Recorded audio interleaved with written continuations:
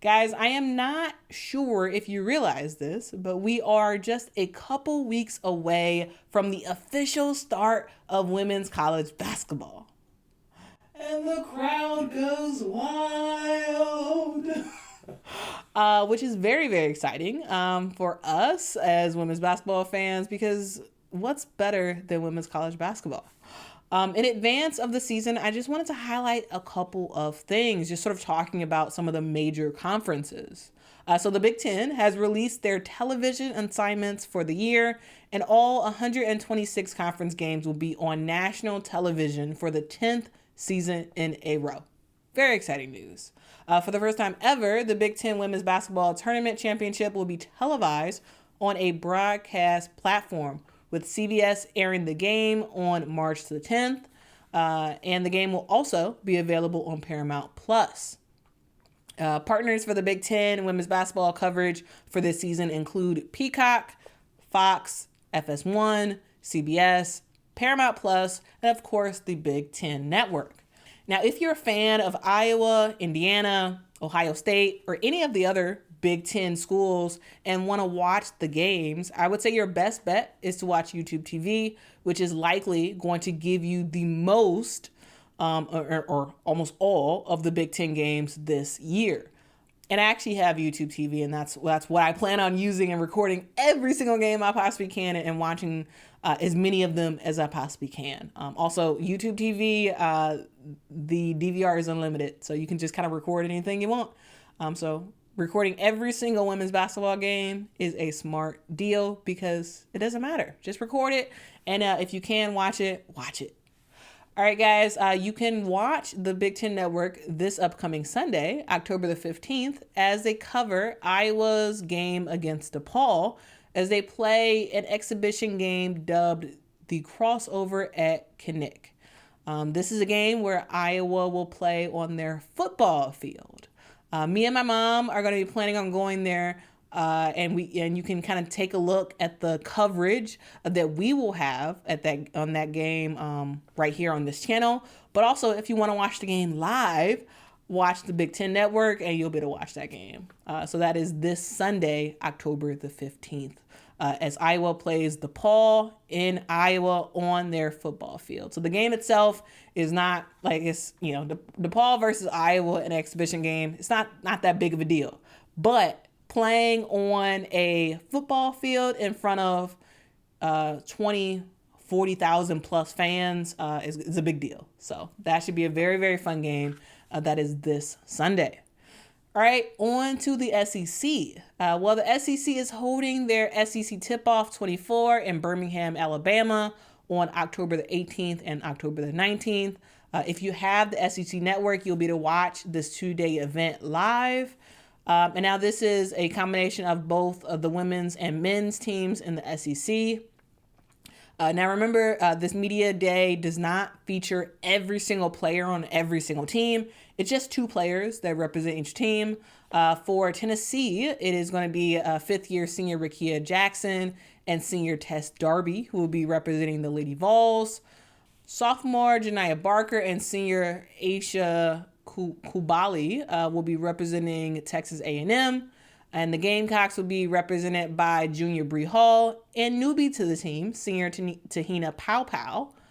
LSU would be represented by sophomore Flajie Johnson and junior Angel Reese. And you can see the other players representing their teams on the screen right here.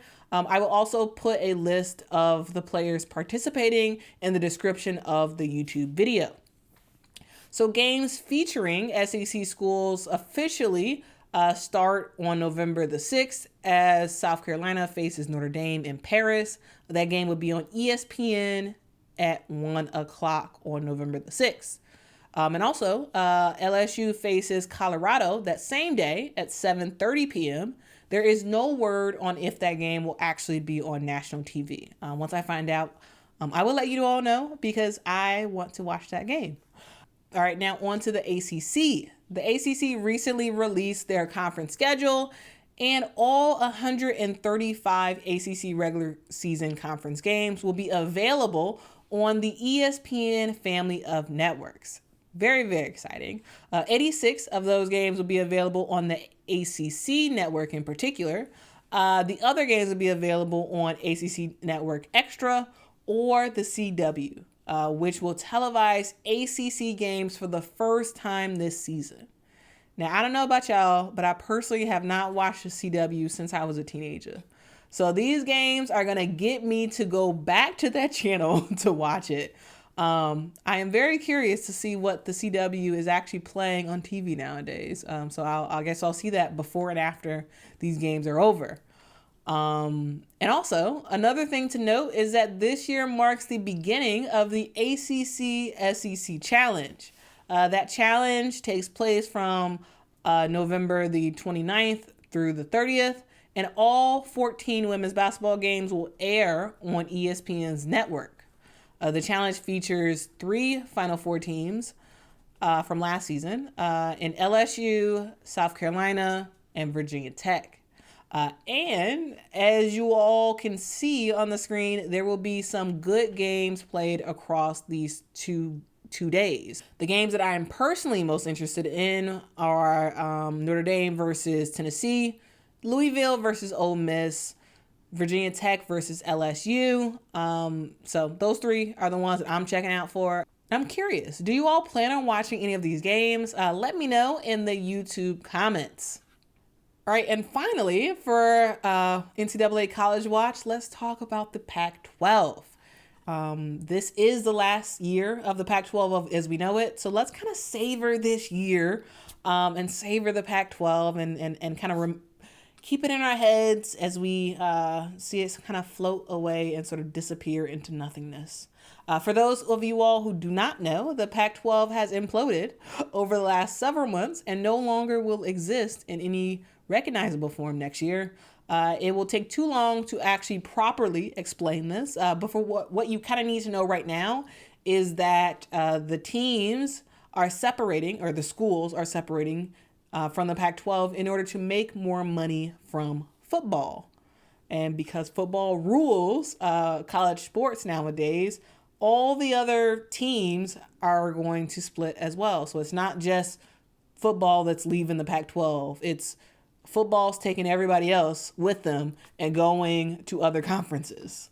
All right, so here's the laydown of where schools are going. USC, UCLA, Oregon, and Washington are headed to the Big Ten. Arizona, Arizona State, Colorado, Utah are going to the Big 12. And Stanford and Cal are headed to the ACC.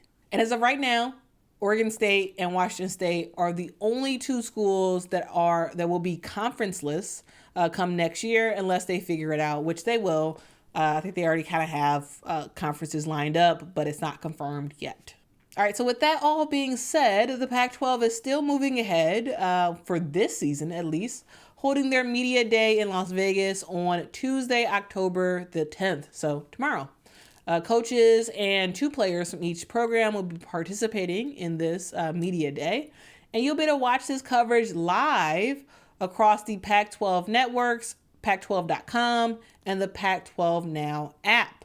Some of the notable players participating in this media day are Stanford's Cameron Brink and Hannah Jump, Colorado's Frida Foreman and Quay Miller, and UCLA's Emily Beswar and Angela Dugalic. And again, you'll be able to watch these interviews live should you want to watch them on the Pac-12 network, their website, as well as their app. So that just about wraps up this week's women's college basketball update.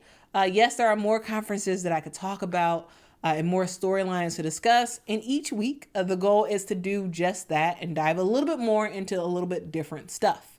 But that is it for this week. All right, guys, and let's finally wrap this episode up talking about overseas basketball.